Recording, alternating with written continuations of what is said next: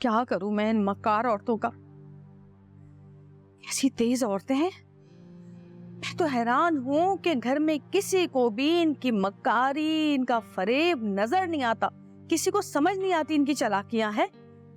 या अल्लाह तू ही मदद कर मेरे। सलाम अलैकुम। वालेकुम सलाम शहनाज।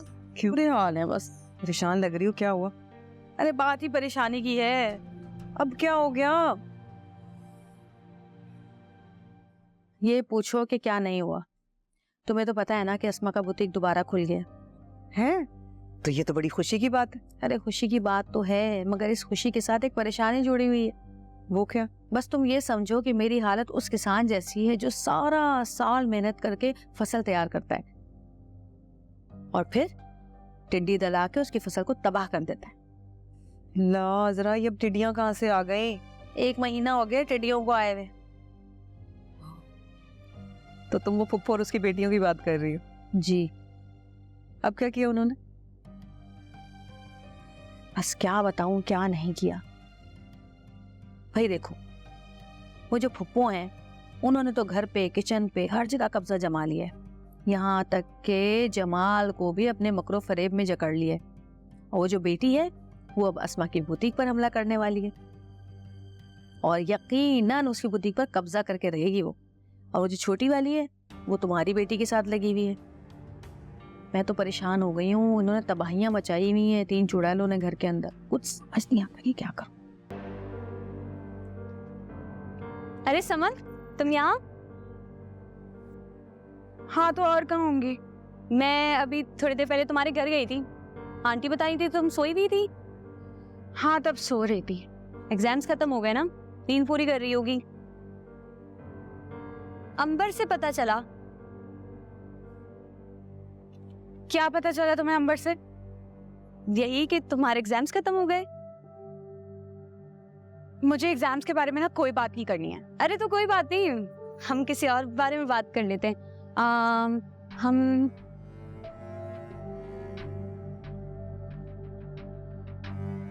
एग्जाम्स कैसे हुए?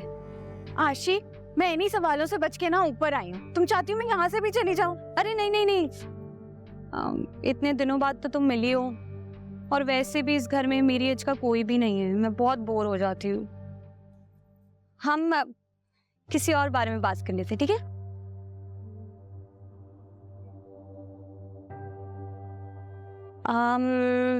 हम तुम पास तो हो जाओगी ना? अजरा, अजरा, अजरा। मम्मी, तुम्हें बहुत शौक था ना बड़ी कहलाने का, मगर शायद तुम इसके लायक ही नहीं। मम्मी मैं क्या करूं? मैं तो बहुत कोशिश कर रही हूँ बड़ा बनने की, लेकिन कोई मुझे बड़ा मानने को तैयार ही नहीं है। बड़ा बनने के लिए, बड़ा कहलाने के लिए कुर्बानी देनी पड़ती है जरा। घर का ख्याल रखना होता है और सबसे ज़रूरी बात यह कि बुरी नीयत रखने वालों से घर की हिफाजत करनी होती है।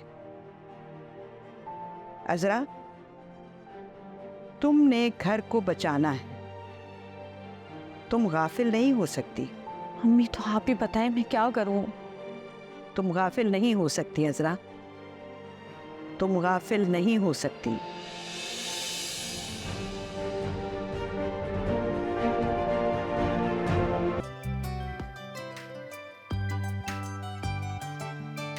एक काम करो, ये तख्त जो है ना इसको रखो पहले। ये तख्त इधर खिसकाओ, जगह नहीं बनेगी इतनी ज्यादा। हाँ जल्दी करो, जल्दी जल्दी जल्दी। शाबाश।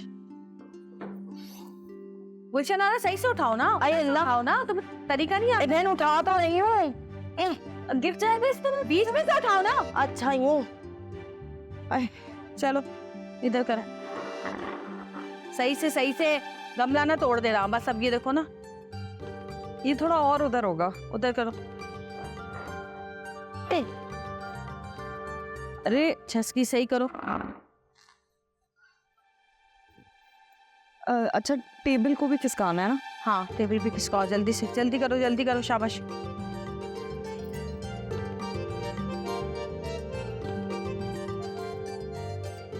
आए नहीं, अब जल्दी जल्दी चांदनियाँ बिछा दो। बस चले जल्दी से बिछा लेते हैं।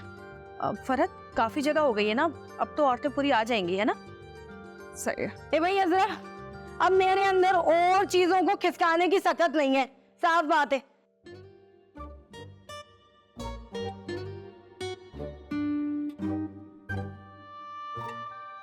अरे मैं तो भूल ही गई, पप्पो को खाना देना है मुझे। अगर मैंने उन्हें वक्त पे खाना नहीं दिया तो वो दवा नहीं खाएंगी। मैं आती हूँ, आप प्लीज ही बिछा दें।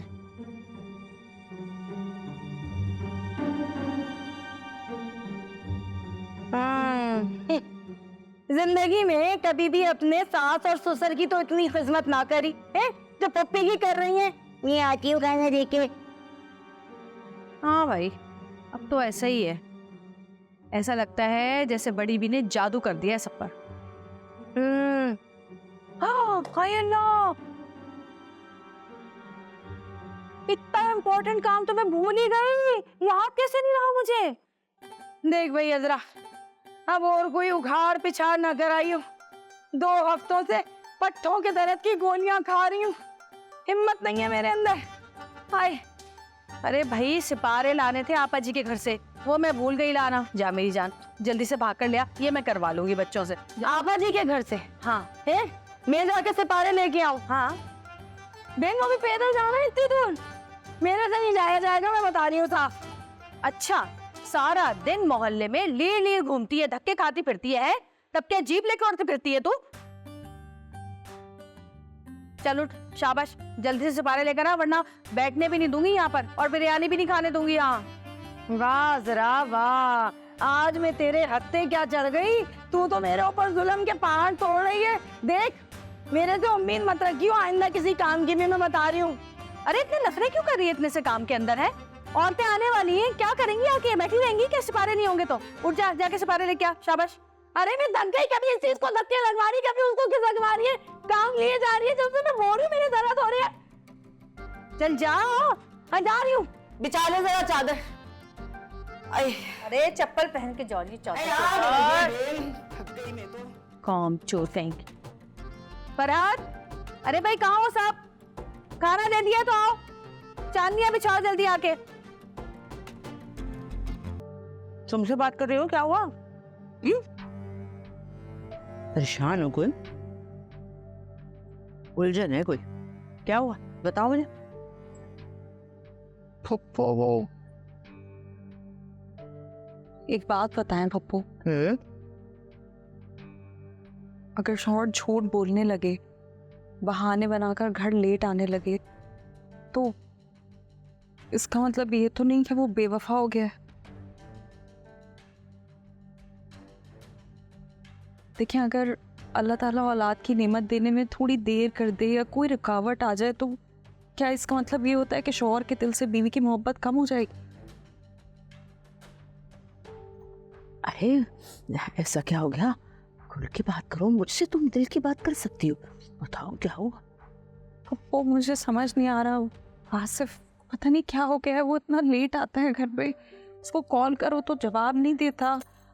मुझे लगता है हम किसी लड़की से बात कर रहे हैं। आप खुद बताएं मैं क्या करूं?